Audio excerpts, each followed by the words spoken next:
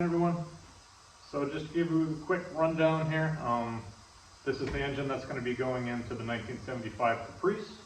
It's a 6-liter LS. Looks like by VIN number it looks like it came out of a Savannah van. Low mileage. Looks like they could have changed the oil in it a little bit more, but I think it's going to be okay. The man the car is for supposedly drove the van and said everything was cool with it, so pretty much just going to put it together, re-gasket the thing. Just go through it, make sure there's no oil leaks or anything like that. He wanted to do kind of a black and red color theme here because the car is red. I don't have it here at the moment. This is one of the first videos. This is me just prepping for everything so we can get the car here and it won't be down too long. So we did a wrinkle finish on the valve covers, some of the accessories, pulleys, stuff like that, stuff we're reusing. On the engine mounts, these are Dirty Dingo engine mounts. They have these adjustment slots. So hopefully that'll make things easier. I am putting a Holley-3 pan in it, which is supposed to clear everything pretty good. A lot of the pans, they're a problem because if you go to reuse a truck pan or even the muscle car pan in these cars, the oil pan actually sits very far below the frame. So that's not something you want. God forbid there's something in the road or you have to go over a speed bump or something. You would rather the frame stop something from going through the oil pan. So I'm going to be putting a Holley pan on it. Going to put a set of swap headers on it from, I believe it's called VRP Hot Rods. I believe that's the name of it. I'll try and put a link in the description, but it's supposed to be a pretty easy swap with those headers. Going to use the factory wire harness, modified obviously, to get rid of all the stuff that's not needed. Tune it with HP tuners, shut all the security off, stuff like that.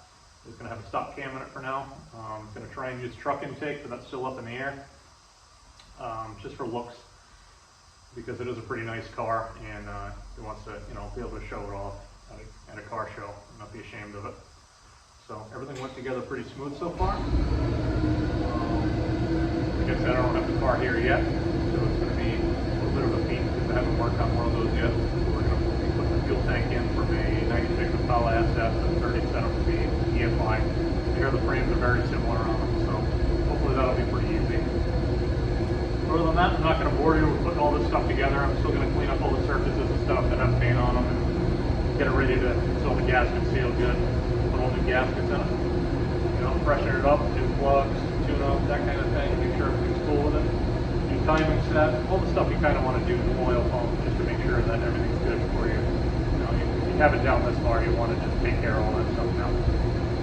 So I'm going to cut the camera off and put this engine together, and I'll catch up with you as I make a little bit more progress.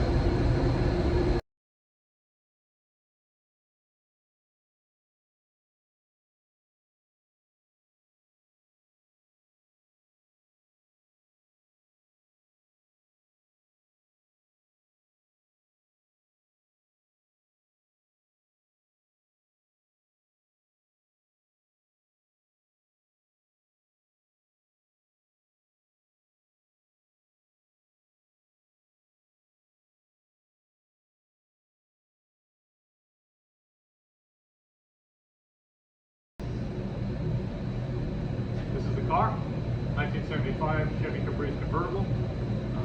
It's kind of a Donk, it's got air ride in the back. It's on 26-inch wheels. Just has the stock 350 in it. So basically, that motor I showed you earlier, we're going to be dropping in place of this. I like going to the car shows. Kind of embarrassed to open the hood by the sounds of it. It's not too bad in here really. The car's pretty rust-free. Motor seen better days, leaks a lot. Sick of dealing with the carbureted problems, installing the red lights and stuff like that. So I'm just going to do a pretty simple swap, cut down the harness and everything like I showed you. I'm going to try and hide some of the stuff like this overflow tank. The windshield wash he doesn't use, obviously, because the top's white, so use that, it tends to stain it. So just clean up the engine bay a little bit. A lot of the stuff is going to be thrown into the scrap bin. Like the cruise control, that stuff's not going to be used, so not going to get too wild with it. Just going to make it look a little bit cleaner, try and hide the computer and stuff like that, make it look a little better, a little more presentable. So you can go to a car show and open the hood and be proud of it, have all the function of a fuel injected engine. not have to worry about it dying and everything. So right now I gotta kind of measure because this car is so long. I think I'm actually gonna have to remove the nose so I can get my cherry picker in here to pull this stuff out and make me feel a little bit better, so I don't, you know, damage any paint or anything. This car is in pretty good shape, so that'll be one less thing I have to worry about. So if you want to follow along, I'm gonna start taking some stuff out and hopefully get this engine out of here. Got all the stuff on the bottom of the car done. Got all the wiring disconnected up here. The cables for the transmission kickdown, speedometer, all that stuff. So it's pretty much ready to yank out. So let's get to it.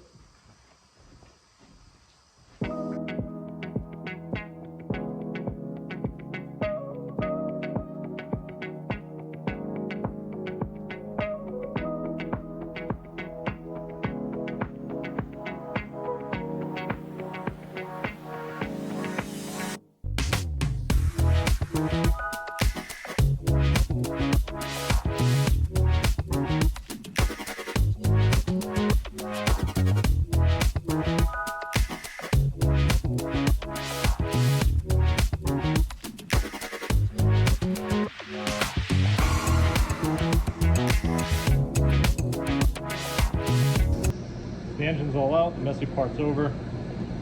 Besides the mess I left on the floor.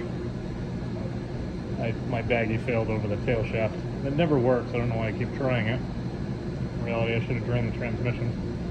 But you can kind of see what I'm working with now. You can tell that engine was kind of an oily mess. You can see on the subframe here how much oil is caked up. Pretty much leaks from everywhere, so hopefully this LS will be leak-free for a while.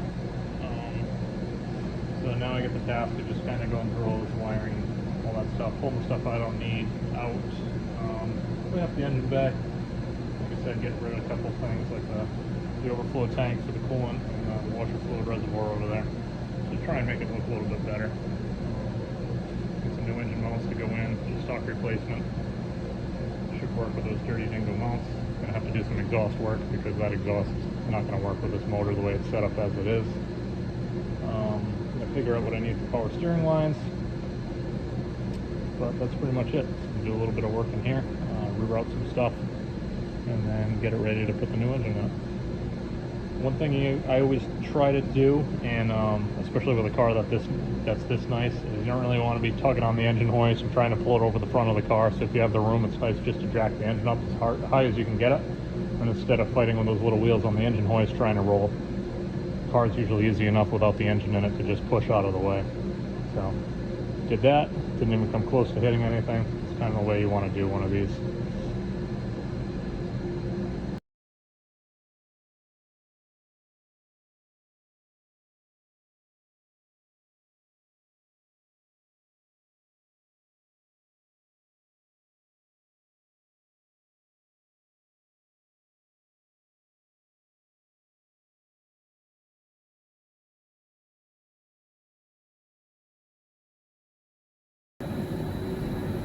So I got the transmission bolted up to the engine, getting ready to drop this thing in soon, get the torque converter all bolted up, replace the seals in the transmission. Got the wiring all routed how it's supposed to go. Hopefully it doesn't interfere with anything in the car. One of the things I wanted to show you is, so this is the stock shift yoke that came out of the Caprice. It did bolt up to this transmission okay. I'm hoping it kind of works out, but just measuring the car, it looks like it is in a different spot, unfortunately, to line up with the shift linkage. The shift linkage is kind of hard mounted to the car. I'm trying to make the motor fit the car instead of the car fit the motor, basically. Trying to keep the car as original as we can.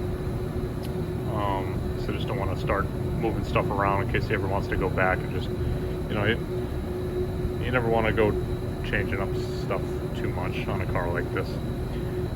So I might have to make some minor adjustments. Hopefully they're minor to the column shift on there to try and get this to work out. But all in all, it looks like it's lined up how it is on the old transmission. It's just unfortunately too far back because this is a big transmission with the 4L80.